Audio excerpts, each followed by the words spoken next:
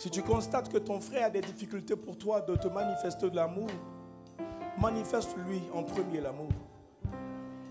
C'est ta sémence qui pourra produire demain un gros arbre. Ne dis pas, j'attends que les gens me manifestent de l'amour, mais toi, commence à manifester premièrement de l'amour. C'est ce que tu sèmes que tu moissonnes. Si tu ne sèmes pas, tu ne moissonnes pas. Si tu ne sais pas s'aimer le pardon, tu ne pourras jamais moissonner le pardon. Mais quand tu sais s'aimer le pardon, tu recevras le pardon. Chaque action que tu poses, souviens-toi des répercussions et des conséquences au plus tard. Tu poses une action, pense à demain. Pense à tes enfants. Parce que tout ce que tu fais te suivra et suivra tes enfants.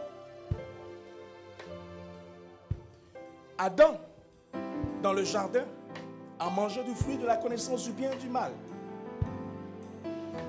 La conséquence a été Caïn et Abel. Caïn, c'était le côté mal du fruit. Abel, le côté bien. La conséquence de son action. Il ne pouvait pas imaginer qu'en mangeant le fruit de la connaissance du bien et du mal, il y aurait la suite logique, le mal et le bien, dans sa postérité. Pensez avant d'agir. Réfléchissez avant de parler.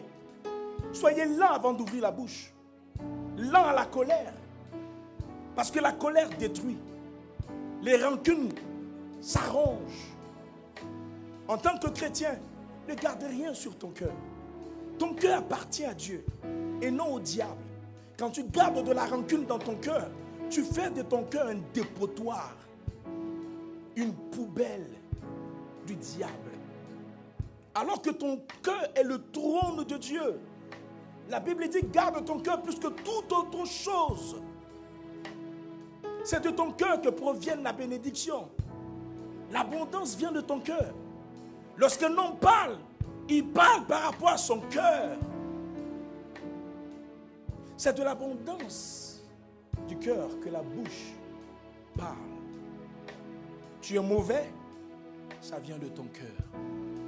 Tu es bon, ça vient de ton cœur.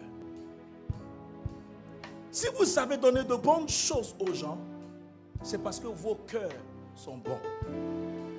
Mais si vous ne savez pas donner de bonnes choses, ça veut dire que la source n'est pas bonne.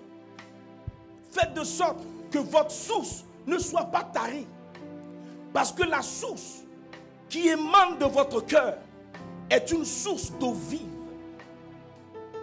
Peux-tu sortir de votre source l'eau vive et l'eau sale?